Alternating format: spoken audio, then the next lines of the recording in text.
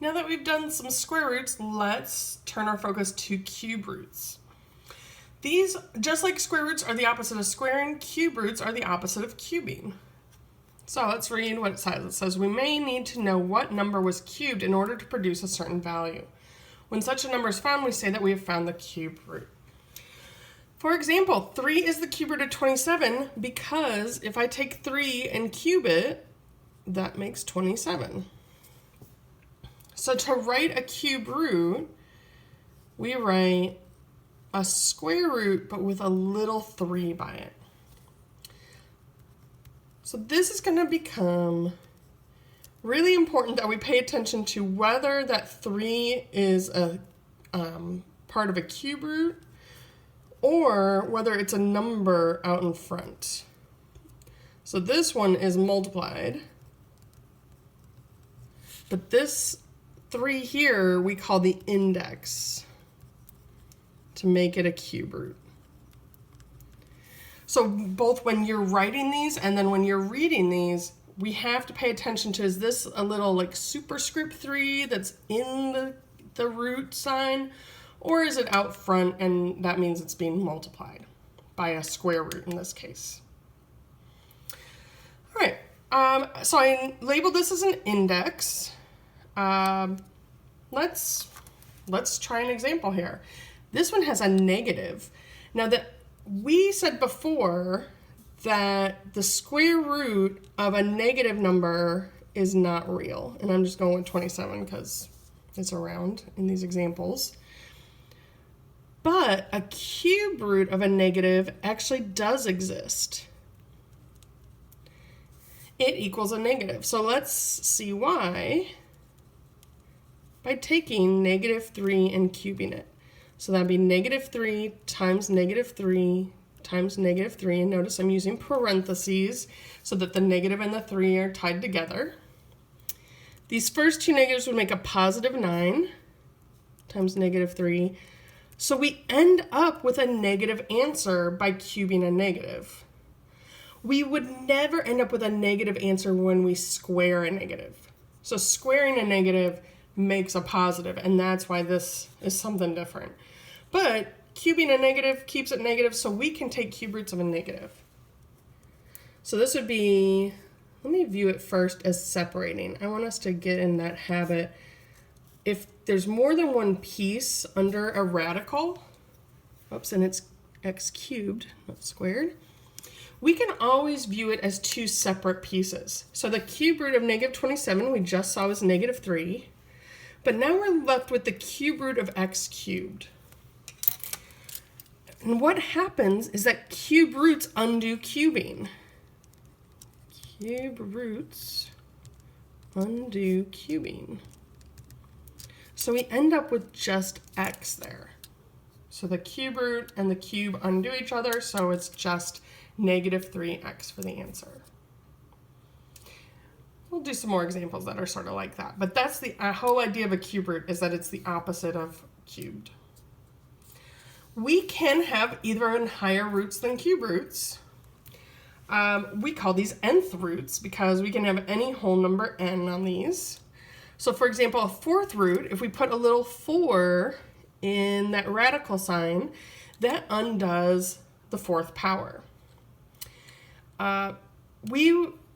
The only index we don't write is 2, right? So if you see a radical without an index, that's a square root. Otherwise, we should always have a little number there. That's called that index. Odd roots, so cube roots, fifth roots, seventh roots can be positive or negative, but even roots must be positive.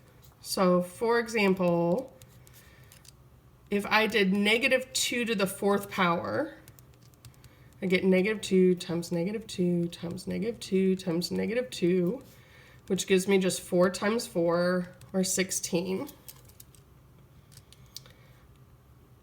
So the fourth root of 16, even though I just did a bunch of negatives, I just wanted to show that you still get a positive, right? Even if you're raising a negative to an even power, it wouldn't work. So the fourth root of -16 is not a real number. We have to have positives inside of even roots. But things like cube roots and fifth roots can be positive or negative. All right, let's try some more of these examples. So the fifth root of 243.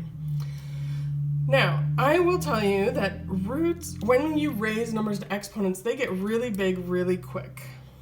So 243, even though that seems like a huge number, it probably comes from like raising 3 to a power or 4 to a power or 2 to a power. Usually we don't use very big numbers as our base because the exponents get so big.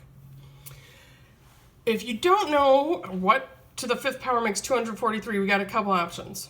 One is that I made this beautiful table down here for you. I didn't make it, I found it and copied it on here. Let's see if we can find 243. I'm not seeing it because it turns out it's 3 to the fifth is 243.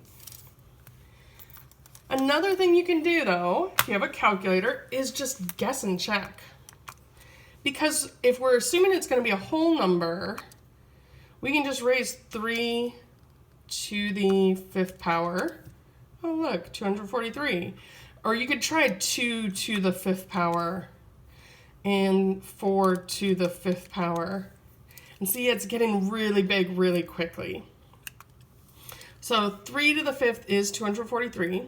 But I want to also show you that you can also do roots on this calculator, and the same thing with your phone calculator or whatever calculator you're able to use at home.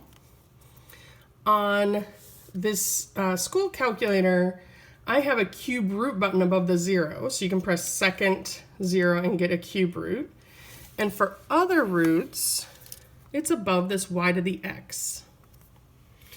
So right above here it has x, and then like it looks like a square root, but it's a radical y, and that x is meant to be which root it is. So let's try this 243 problem.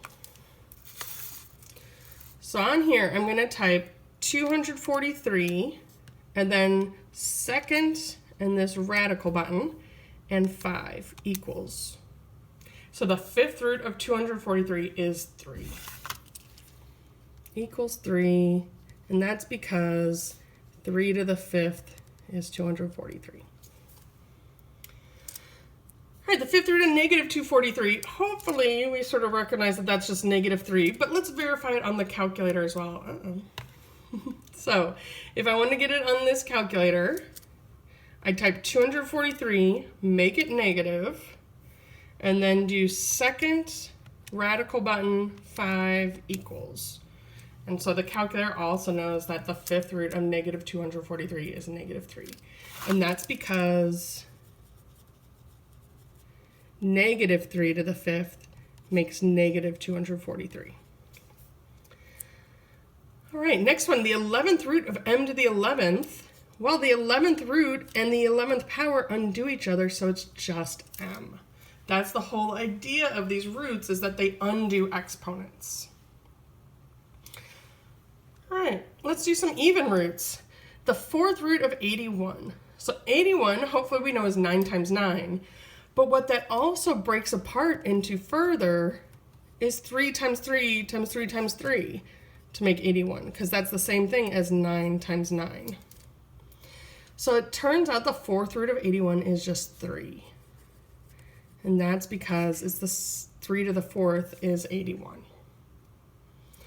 The fourth root of negative 81, though, is not real. I cannot take even roots of negatives.